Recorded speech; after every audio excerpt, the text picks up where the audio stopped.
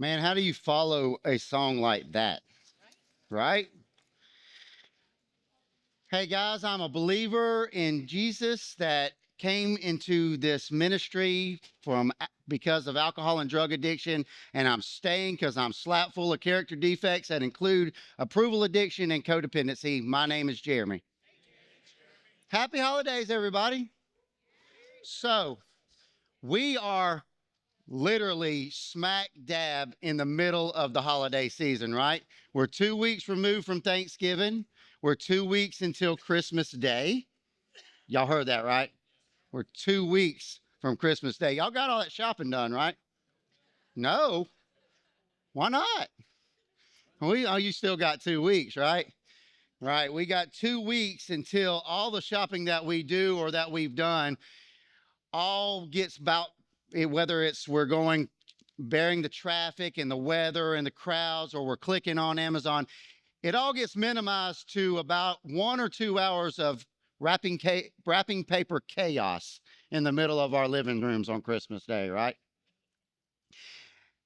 And we all like to get things, right? We all love to get gifts, and I for one love to get gifts as well. I love that someone thinks enough about me that they would spend their time and their money on me. It's not about the box, it's not about the bag, it's about the thought, right? And for me as well, I love to be able to give gifts too. Um, Ever since I became a father, watching my kids' eyes light up on Christmas Day is actually one of the best feelings that I ever had, right? Y'all know what I'm saying? Giving your wife something special or your husband something special that they weren't expecting on Christmas Day is cool. White elephant gifts, Christmas parties with white elephant gifts, or if, like some of us, we call it Dirty Santa. Sorry, Melissa. Um, um, and those are cool too. But what is really cool to me is that I get to give my parents something for Christmas now. When they spent most of my lifetime giving and giving to me, and I did nothing but give them a hard time in return. See, 2 weeks from today marks a big day in my recovery. It marks the day that my life began to change because it had to. And most of y'all have heard this story. I woke up on my front porch, didn't know where my family was. I knew they were there when I started drinking, right? But they weren't there when I woke up. What I had done is I had ran them off again, but this time it was for good. Such a selfish man. And I wish that I could say that was the same, that I had changed when I got here to celebrate recovery, but not a bit. I was still as selfish as could be. I needed this recovery program to fix me, to give me something I could use so I could move on from this low place in my life and show me how to live sober and get on down the road, celebrate recovered. Yeah, it sounded like a good plan to me. Yeah, I was going to take advantage of the lessons that I heard here in large group. I was going to take advantage of the people and the men and women here that could help me walk through a life of sobriety. Yes, sir, this place was going to fix me. I could be different for this pretty little lady that told me all about Celebrate Recovery. I had a plan. Us addicts, we all have a plan, don't we? How am I going to get mine? What is this place going to do for me? How am I going to take care of me? Take. Me. But guess what? God also had a plan. I realized real quick that what I wanted hadn't gotten me anywhere. Maybe a hospital, maybe a jail cell, but what God had wanted got me right here. I had hard lessons to learn, and He was going to use this ministry to teach them to me. And now looking back, 8 years since I ran my parents off, that'll be this Christmas. I thank Him for all these hard lessons. I thank Him for all the hard conversations that I've had with sponsors, accountability partners, sponsees.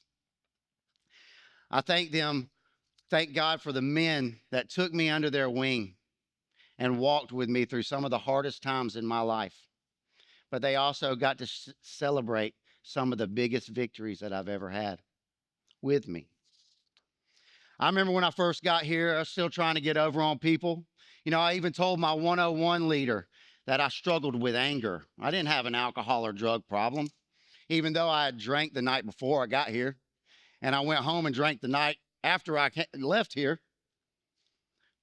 I was getting side eyed by some of the guys in the Kim group because they could see right through me. I was still in denial. They knew these guys, the Kim guys, good luck. You ain't getting over on them guys. I'm telling you, they can see right through all of your crap. And I can tell you they saw right through mine.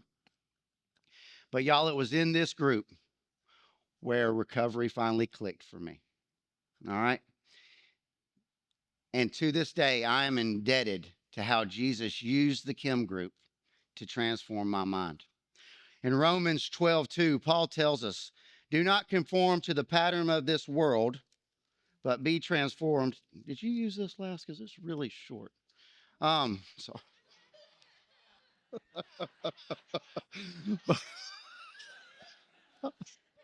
sorry. Do not conform to the pattern of this world, but be transformed by the renewing of your mind. Then you will be able to test and approve what God's will is, his good, pleasing, and perfect will. Guys, this is my life verse. And let me tell you when it happened. One night after the Kim group, we were all sitting at a table in Solid Rock. A man told me that what I had shared hit a nerve in his life. It basically explained what he had been going through for years. And as tears welled up in both of our eyes, he told me he was relieved to know that he wasn't the only weirdo in the room. That's his words, not mine. He told me how much I really helped him that night. But what he had no clue of was how much he helped me. I finally started to get it, y'all. It finally clicked. I finally realized that recovery wasn't only what I could get out of it, but what I could give back to it. I call it selflessness. Y'all can write that down. Selfish selflessness. You're probably gonna have to because you'll probably forget it after we get done. Yeah, wrap your brain around that. And maybe it's my weirdo mind that this makes sense, but when I'm in open share and I'm sharing, okay, I'm usually trying to get something off my chest. I'm usually trying to deal with a resentment or an addiction, or maybe I just had a crappy week, right? But when that share turns around and it helps someone else relate, find some peace, what a good feeling that is, right? And I feel selfish feeling that way. I feel selfish when I share and I'm happy that I help someone. I feel like that's selfish of me. That's just weird, but it's actually selflessness when we are vulnerable and we share something that someone else who may have been holding back can relate to and can feel some peace. And y'all, this happens every single week in one group or the next. Something like that happens. That's the magic of our open share. It's one way that we give back. As we begin to unpack this last principle and last step of our recovery, my prayer tonight is that we begin to understand the meaning of you can't keep it if you don't give it away. Principle 8 says, yield myself to God to be used to bring this good news to others, both by my example and by my words. Blessed are those who are persecuted because of righteousness, for theirs is the kingdom of heaven. Matthew 5:10. And step 12, having had a spiritual experience as a result of these steps, we try to carry this message to others and to practice these principles in all of our affairs. Brothers and sisters, if someone is caught in a sin, you who live by the Spirit should restore that person gently. But watch yourselves, or you also may be tempted. Galatians 6:1. So, The founder of Celebrate Recovery, John Baker, said that if God had a favorite principle, that this would be the one, because this is the one where we take our faith and we put it into action. James 2:17 tells us, in the same way, faith by itself, if it is not accompanied by action, is dead. What James is talking about here is called dead faith. This is kind of hard to understand, but basically, when we're out there living by the world's standards, proclaiming that we believe in Jesus and that we're following the Lord, yet we're smoking our way through the day, we're drinking at night, uncontrollable drinking, not just having one or two drinks, but y'all know what I'm talking about. Clicking to our false reality, eating way too much food. That's called dead faith, okay? Faith alone saves us. There's no doubt about that. But it must be a living faith, y'all. We can tell if faith is alive by seeing if it is accompanied by what we do to glorify Jesus. And if our faith does not do that, it's dead. When we truly believe in Jesus, our goal is to become more like him, right? And less like this world. We have to live out our faith. We have to care for those who are less fortunate than us. We have to take care of those that are in midst of a struggle, that are in midst of the chaos. We have to think less of ourselves and think more like Jesus does and how he would treat someone. In recovery, that means walk up to that newcomer. Y'all remember what that's like, right? Who remembers what it's like when the first day they came in here? I know I'll never forget it. Offer your phone number to somebody. Tell someone to call you when they're struggling. Serve somewhere or serve somebody, even if it makes you feel uneasy. That's stepping out of your comfort zone, y'all. That's what we got to do. If we want our recovery to progress, that's what we got to do. Recovery can be hard sometimes, y'all, but so was our addictions, and so was masking our character defects that we've done all of our lives. Lost my place. Sorry. And these are just some examples. So as we finally get to the acrostic tonight, let's figure out just what it means to give back. The G stands for God first. When we put God first in our lives, we realize that everything we have is a gift from him. Our families, our homes, our jobs, our friends, all of it from him. Our recovery is based on our desire to follow Jesus' direction. Y'all remember principle 3, right? Commit all of our lives to his care and control. And that's in all aspects of our lives, guys, not just one or two. Romans 8:32 tells us, he who did not spare his own son, but gave him up for us all, how will he not also, along with him, graciously give us all things? If God gave us Jesus, how can we not expect him to give us the smaller things we ask for? Our sobriety, our sanity, our hope. How can we not want to pass that along to someone else? We are most like God when we give back to someone. It doesn't have to be money or material things. Sometimes it's just being present is what someone needs. Sometimes we just need to pray over somebody. Remind them of how much God loves them. Maybe we need to pick up the phone when we don't want to. Maybe that 10:30 phone call when the phone's blowing up and we really don't want to answer it. Maybe we should. We don't know what the person on the other end of that line is going through or what they're dealing with right now. Maybe we just need to show up when we haven't heard from someone. Guy hadn't shown up to CR for 2 or 3 weeks. He ain't answering his phone, ain't answering his text message. Go to his house. Sometimes we just need to jump in the truck and find out if they're okay. Maybe it's calling someone out when no one else will. Yeah, well, I don't want to hurt their feelings, or what if I'm wrong? You know, guys, when we sit back and allow a brother or sister to slip, that hurts them more than you know. I'd rather hurt some feelings than watch a brother or sister break from the weight of their chains. Jesus tells us in Matthew chapter 5, verse 41 through 42, if anyone forces you to go 1 mile, go with them 2 miles.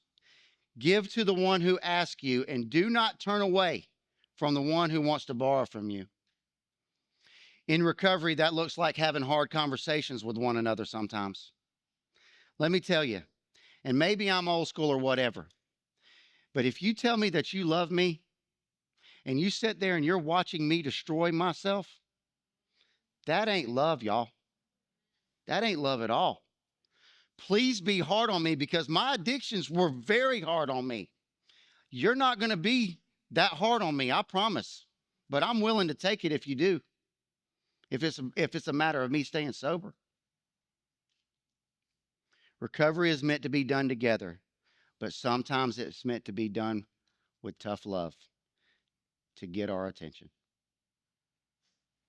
The next letter is I, and it stands for I becomes we. Celebrate Recovery is not a program intended to be done alone. Playing solitaire is intended to be done alone.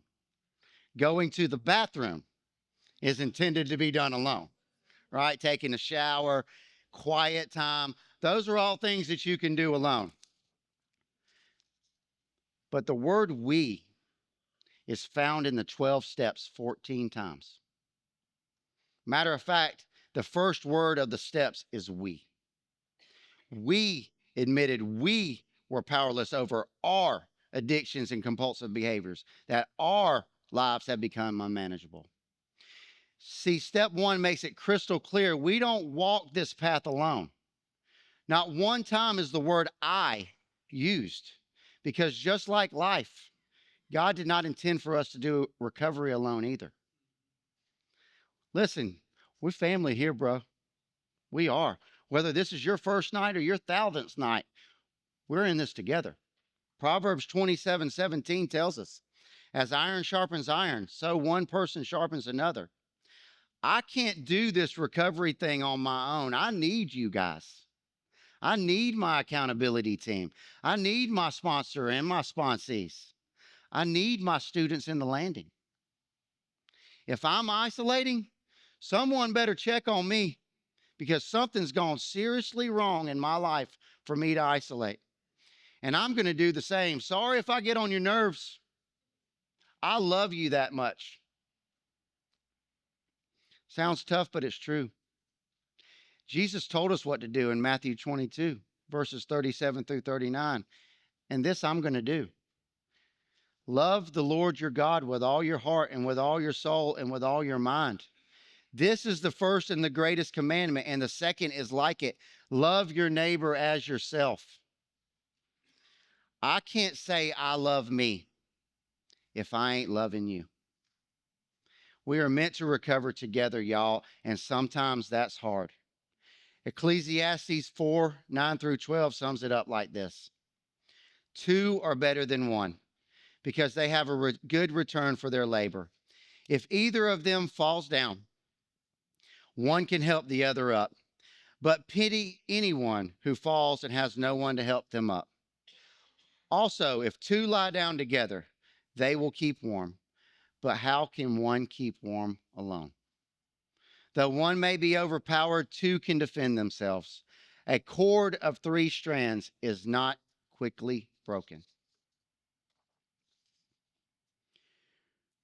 Recovery has a better chance if we do it together, y'all.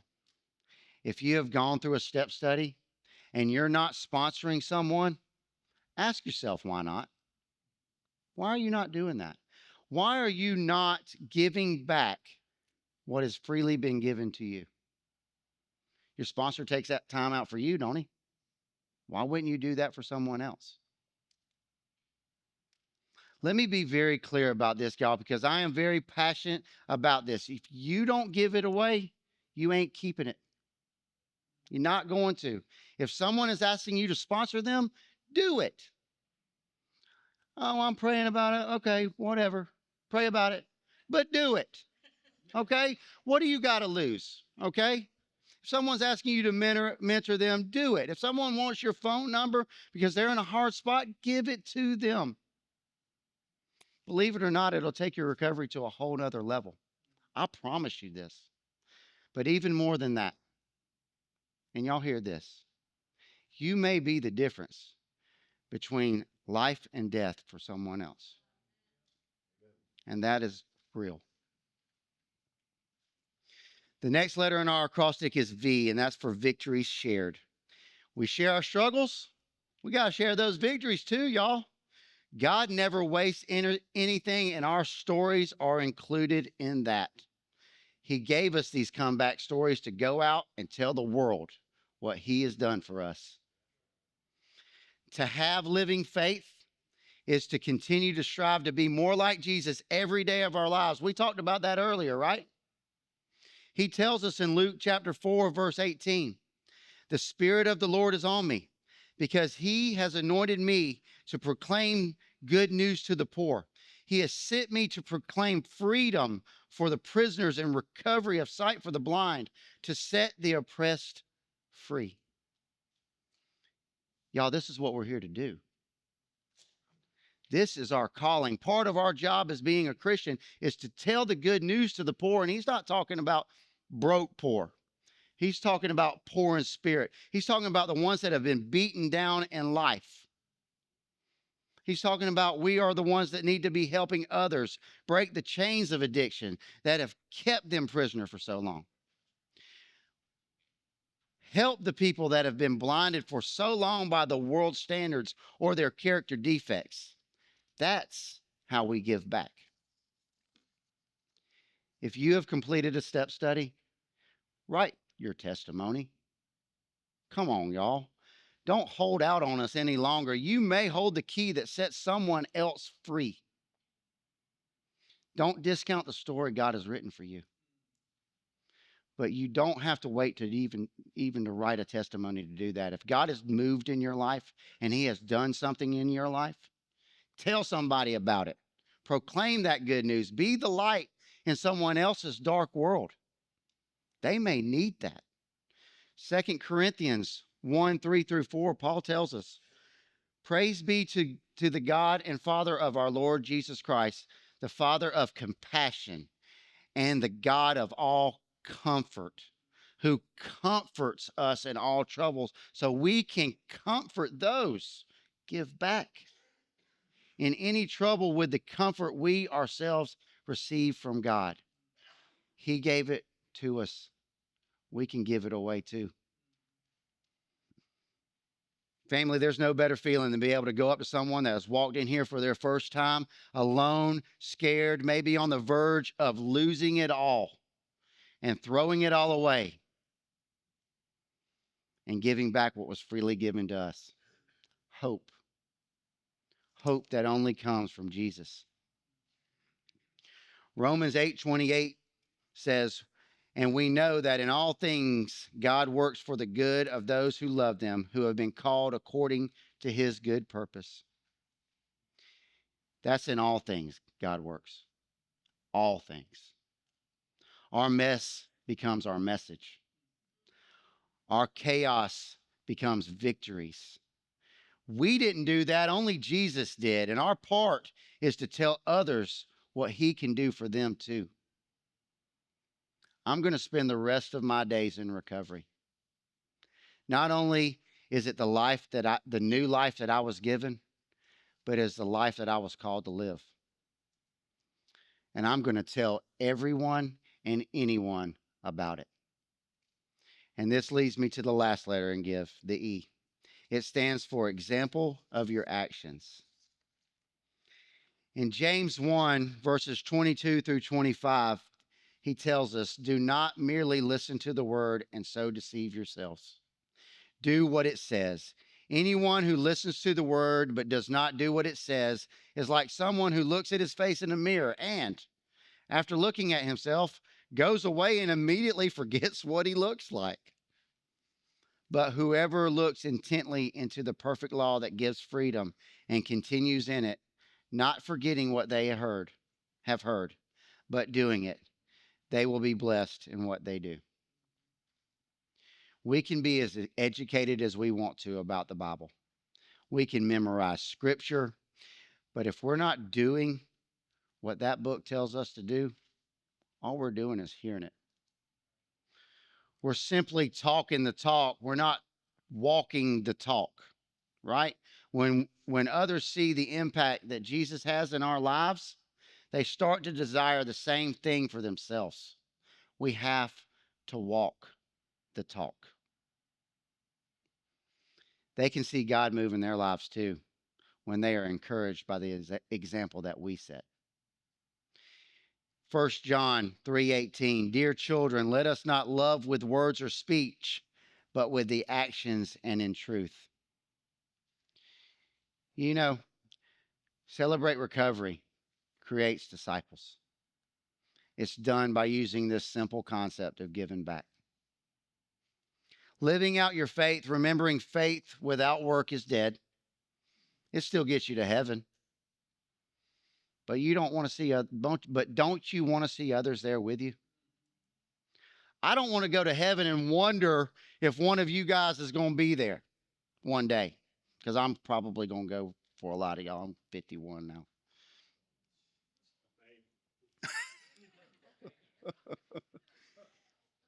But guys, if your faith is struggling, give it life by pouring into someone else. We need to stop worrying about what we can get from this ministry and focus on what we can do for this ministry. Don't we want to watch restoration happen in other people's lives here at Celebrate Recovery?